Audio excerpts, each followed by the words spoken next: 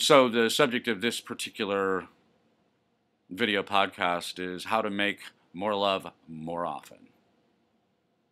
Not how to have more sex, how to make more love more often. And the reason that I say it that way is because if your marriage is working, if your relationship is working, then you should be making love all the time, all the time. You're constantly making love. How fun could that be? Well, of course, you're not constantly getting your Peter wet, and if you were, you'd lose interest very, very quickly, and you'd start to chafe in very short order too. No, you should be engaging in sexual display behavior, sexual demonstration, emotional demonstration behavior all the time. You should always be affectionate toward each other, and if you are, you will get your Peter wet as often as you want to, as often as you need to, as often as it works for both of you, it'll happen. I have a lot of notes, and who knows how much of it I'll cover, but the way to think about this is the way to think about everything of mutuality, that if you're looking for mutuality, then you're looking for give to get. This is the empathy strategy of the sociables, frankly, that I talk about in 9 Empathies, and then again in Shiley's Delight. Give to get is an easy thing to understand on the internet. If you want people to link to you, link to them. If you want people to talk about what you're writing, talk about what they're writing. If you want people to watch your videos, watch their videos and comment on them and link to them and draw attention to them, and they'll draw attention to you. It works really well.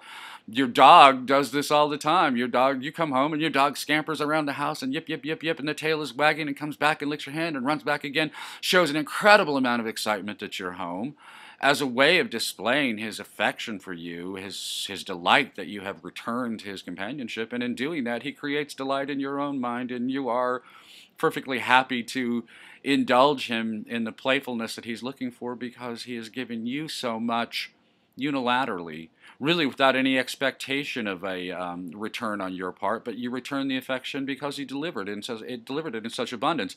And that is the case in your marriage. This was funny. At the 21 convention, I finished my talk, and one of the other speakers came up to talk to me, and I asked him a few qualifying questions. I didn't make him cry, but I asked him a few qualifying questions just because I had curiosity about him. I wanted to know what there was about him, and then I praised him effusively for the speech he had given, and also for a speech that I saw him give in Austin in 2012 at the 21 convention.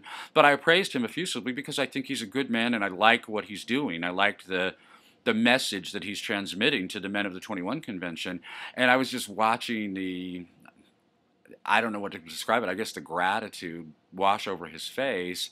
And he was really touched, which was nice. I wanted him to be touched. It was a touching moment for both of us, but I wanted him to be touched. I wanted him to know the warmth of affection I feel for him for the work that he's doing. And he said, "Oh, thank you for saying that." And I just had to smile because I'm so driven. I said, you know, I want to celebrate your virtues, but I want to celebrate your virtues because I want more of them, which is very much a driven strategy. Sociable people are affectionate in order to reap the boon of affection.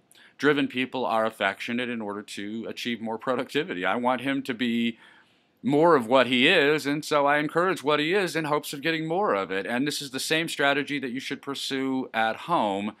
Whatever you are at work, you may be cautious, you may be an accountant or a scientist or an academic or something like that. You may be driven like me, and driven people at work, the driven seems more obvious than the affection. Driven people at work will make up for their expressions of frustration with occasional parties and nice gifts, make up for their failure to display appropriate affection at home with jewelry or dinners out or nice vacations.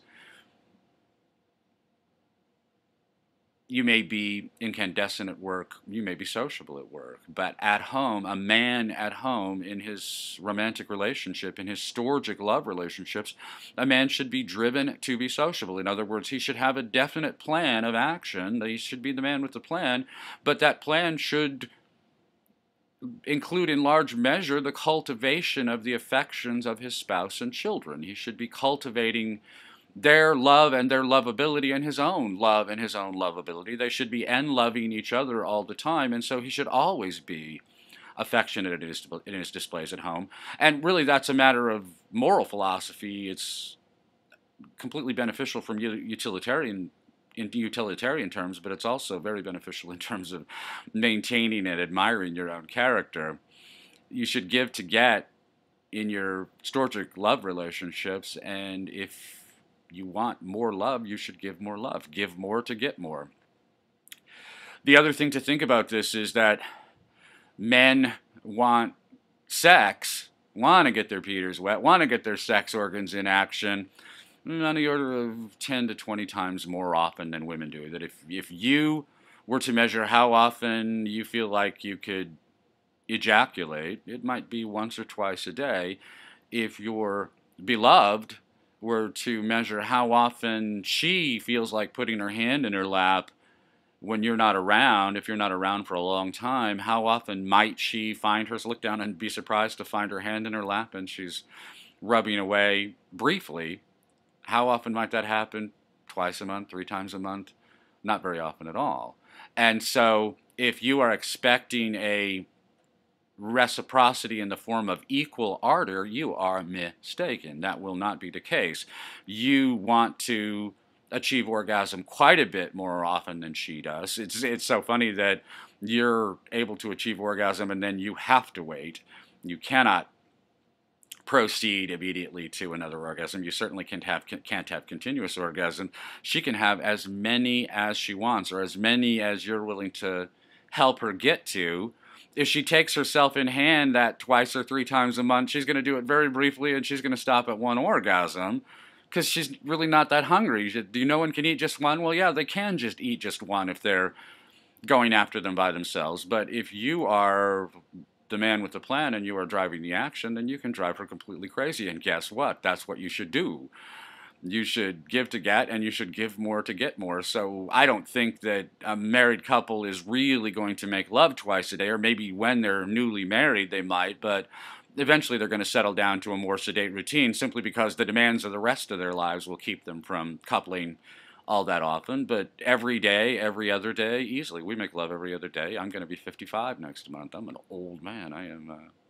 I'll never say that I'm elderly, but I'm certainly of advanced years, and nevertheless, we make love every other day, and it is wonderful, and I give to get as much as I can. I get as much as I want by giving way more than I get, but I'm happy to give way more than I get because it's fun for me to drive her crazy, and when I drive her crazy, it drives me crazy, and then we both drive each other crazy, and we're completely crazy, and it's just exactly like honeymoon love, except we're good at it. Unlike on a honeymoon where you really don't know each other and you don't know anything anyway. You don't know anything about sex when you're young, no matter what you think, you don't know anything about it.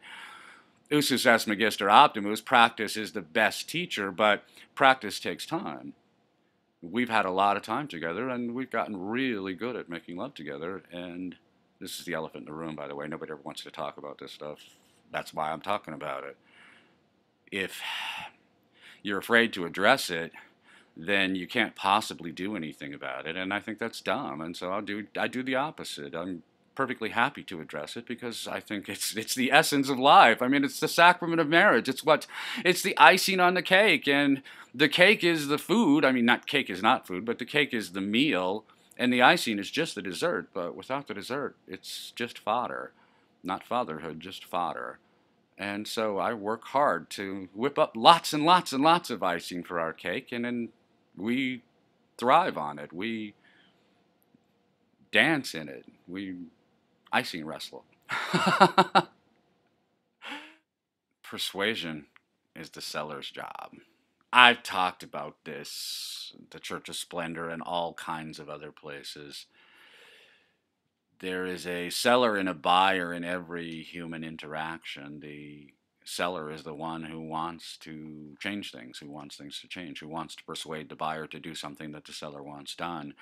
If you're a man and you want to express that 20 times more ardor, or 40 times, or 50 times, or 100 times more ardor that you have for her, that she doesn't feel that urgency for you, if you want to do the dance of romance, then you need to be persuading her to go along with it. And it's not terribly difficult. The one thing that is a huge mistake, and it's a huge mistake I see all the time, is aggression in the marriage, aggressive displays, that caviling, criticizing, harping on things that don't matter, micromanaging.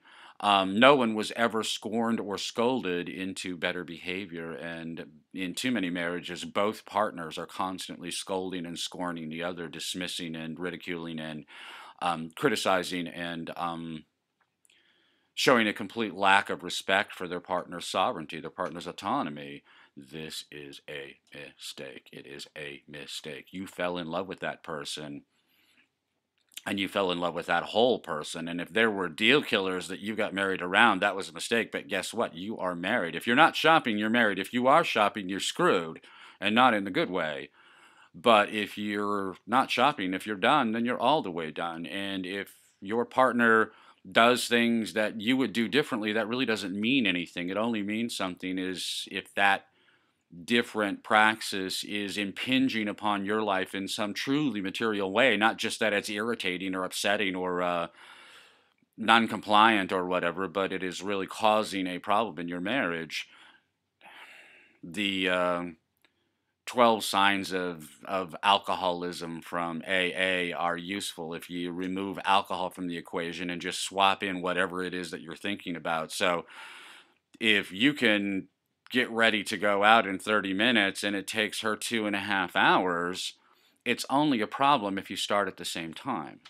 If you start at the same time, then you spend 2 hours cooling your heels, drumming your fingers on the desktop, harumphing and humping and sighing and making it plain that you are frustrated at having to wait, whereas you knew that it was going to take her 2.5 hours, so let her start 2 hours before you, and you start 2 hours in, and then you're done at the same time, and maybe she's waiting on you, or if you are waiting, you're waiting a few minutes and not 120 minutes.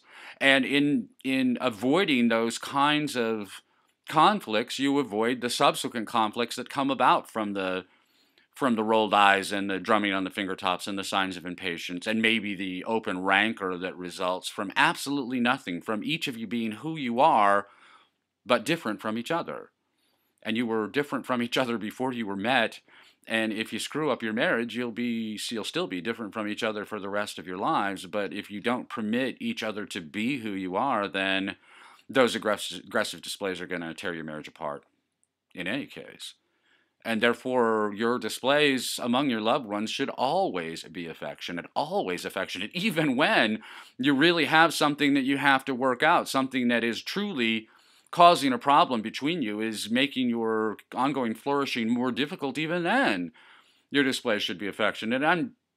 This is the pot calling the kettle black, I promise you, because I'm a real prick when I'm not getting what I want. I don't want to be. I'm a prick boss. That's the reality of my life. I'm a prick boss. I'm that boss that you hated when you worked for him and loved ever since because he got the job done, and nobody you've ever worked for since can get the job done. But I really have to watch this at home, because if I let my frustration result in aggressive displays, then I'm distancing myself from my wife. And if I distance myself from my wife, I am working against the negative distances that I hope to achieve every other day. I like to be in negative distances from her as much as I can, but practically speaking, it's every other day. Sometimes it's every day, sometimes it's every third day. But I can't get to those negative distances if I'm putting positive distance between us, really over nothing, over trivialities, over things that certainly if she were doing it back to you, you would have no problem identifying the aggression and hopefully not responding aggressively, but certainly not welcoming those aggressive displays. Instead, make affectionate displays. Always make affectionate displays. Instead of scorning and scolding, you should be embracing and praising. And especially when she's giving you what she wants. So your wife is a walking porn star. Your wife is your walking porn star, your personal porn star at home. And when she dresses in a way that is especially alluring to you, which, ladies, is, I will tell you, the most alluring way you have of dressing is in nothing.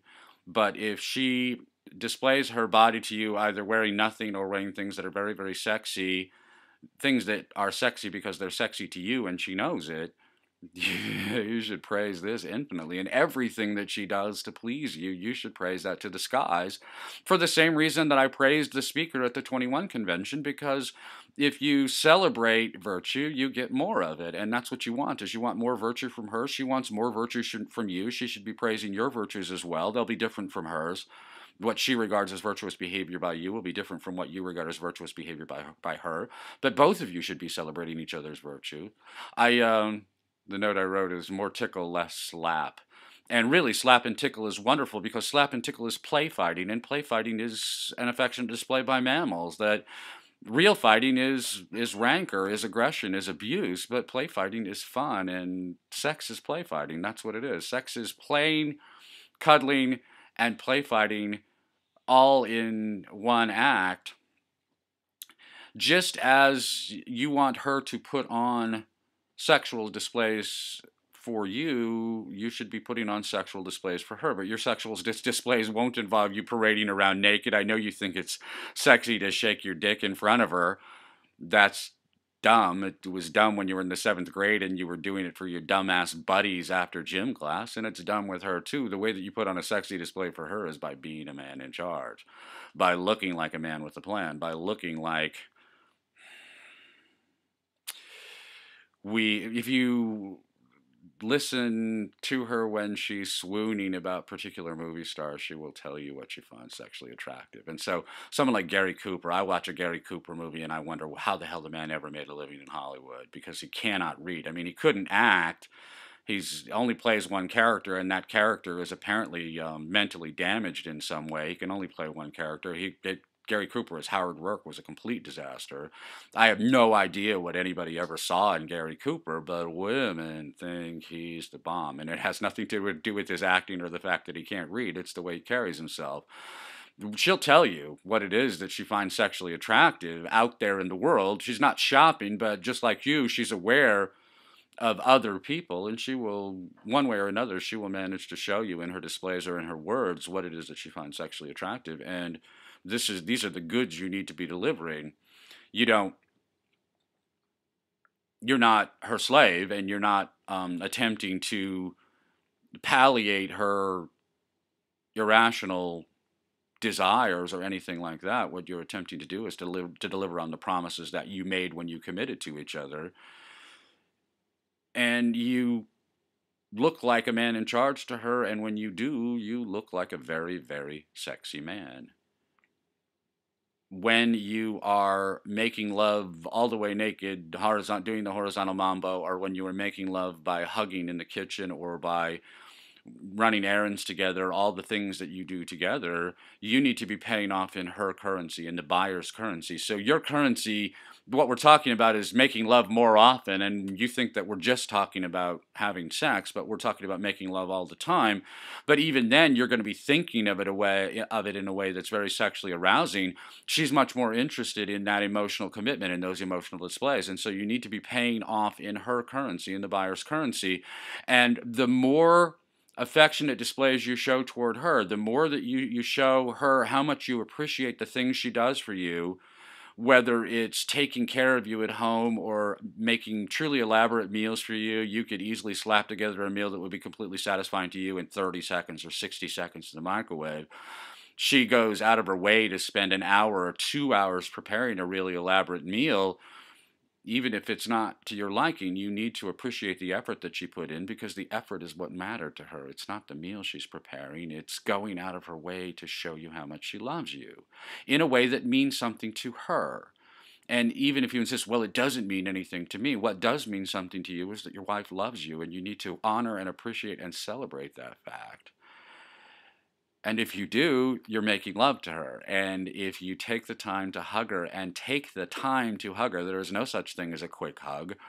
We say, here, let me give you a quick hug, and we do that. Or we send hugs in email or hugs by text. Big hugs! That's not a hug. A hug is something that takes time to mature. It takes time to quicken, that you embrace each other.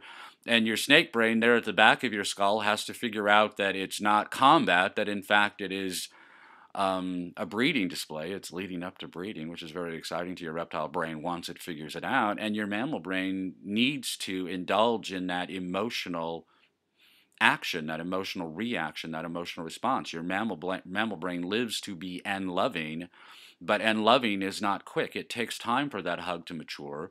Your thinking brain can understand it very, very quickly. And so two guys can hug, and it's just like that. Or you can hug somebody when you're taking off, and it makes sense to your thinking brain. But for it to register on your mammal brain and your snake brain, you have to give it time 10 seconds, 20 seconds, 30 seconds. There really is no upper limit on this, provided that you're not getting in the way of whatever else you need to do. So take the time to hug, to cuddle, to snuggle, to play fight, to tease each other, to make Loki jokes, to make just fun little jokes, and maybe running jokes that are jokes between you. Take the time to show her how much you care about her, how much you feel for her, the depth of your feeling for her, to make those affectionate displays all the time in every way that you can think of them. Even when you're away, even when you can only do it by email or texting or by quick phone messages, even when you can only meet for a few minutes in the course of the day, you get together to. You can't cuddle, you can't snuggle, you certainly can't copulate, but you can make love by eye contact. And when you show her how much you love her, you're sitting across the table from each other in a Starbucks because you have just a little bit of a time to get together, but you show her in the way that you look at her that, yeah, tonight is that night. Guess what? Tonight will be that night. And if you go at it the opposite way with nothing but aggression, nothing but scorn and scolding, nothing but rancor, nothing but criticism, nothing but harping and carping and leaning on her every which way for every trivial little thing that she gets wrong in your opinion, if you do that, then you will have plenty of years alone to regret all the love you could have and should have made even when you're not copulating. And so that's my answer. How to make love more often? You make love continuously, and sometimes you do it naked. But if you're making love continuously with your wife, then you will get all the sex you want. How cool is that? My name is Greg Swan. Thanks so much for indulging me. I'll talk to you soon. Bye-bye.